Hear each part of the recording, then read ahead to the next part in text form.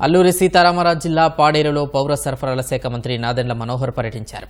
జనసేన నేతలు, స్థానిక మహిళలు మంత్రికి ఘన స్వాగతం పలికారు. పాడేరు రేషన్ డిపోలో బియ్యం పంపిణీపై మంత్రి ఆరా తీశారు. అక్కడికి వచ్చిన డ్వాక్రా సంఘ సభ్యులతో మనోహర్ ముచ్చటించారు. మార్కెటింగ్ సౌకర్యం కల్పించాలని, విస్తరాకుల తయారీకి మహిళలు కోరారు. ప్రభుత్వ పథకాలు, దీపం పథకం ద్వారా గ్యాస్ పంపిణీ జరిగిందా, డబ్బులు జమ అయ్యాయా అని అడగ్గా సమయానికే డబ్బులు ఖాతాల్లో పడుతున్నాయని మహిళలు సంతృప్తి వ్యక్తం చేశారు. అనంతరం మినుములూరులో స్థానికుల మహిళలను కలిసి మనోహర్ సమస్యలు అడిగి తెలుసుకున్నారు. నెల నెల రేషన్ సరుకులు సమయానికి సరఫరా చేస్తున్నారో లేదో అని అడిగి తెలుసుకున్నారు. గిరిజనుల పట్ల ప్రభుత్వం చిత్తశుద్ధితో ఉందని, సమస్యలన్నీ పరిష్కరించి ఆదుకుంటామని మంత్రి భరోసా నింపారు.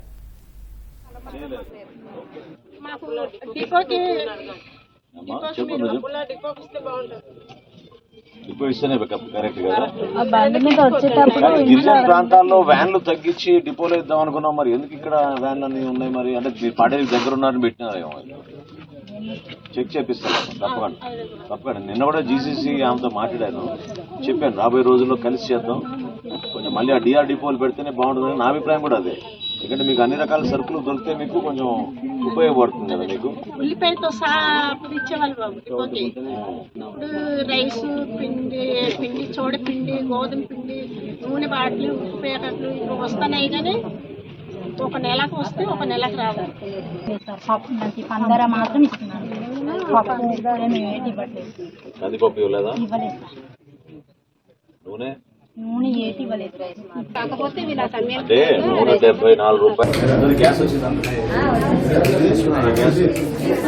అదే మాట్లాడడం లేదు. దీపం పథకం కింద మీ అందరికి వచ్చిందా గ్యాస్? మీకు ఎన్ని రోజులకి పడింది డబ్బులు మీ అకౌంట్ లో? 2 days లో పడింది. ఇంకొక రోజు